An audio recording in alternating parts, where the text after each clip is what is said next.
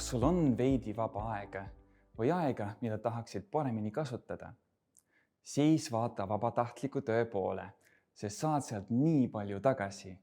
Ma annan sulle 3 head põhjust, miks olla vabatahtlikuna aktiivne.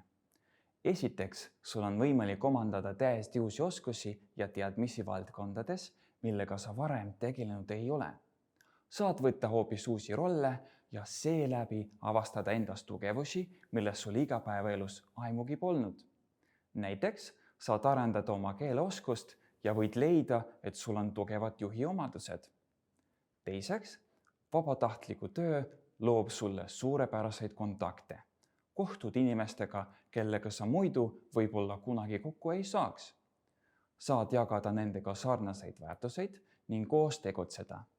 Võid leida tööalaseid võimalusi või hoopis uusi sõpru.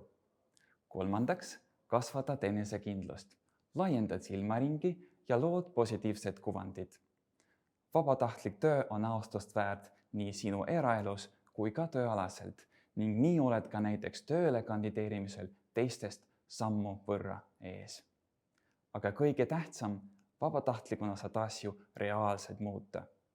Võid panustada ka ainult 1 tunni nädalas ja ikkagi midagi ära teha ning kogukonnale tagasi anda. Koos suudame rohkem. Tule löö kaasa!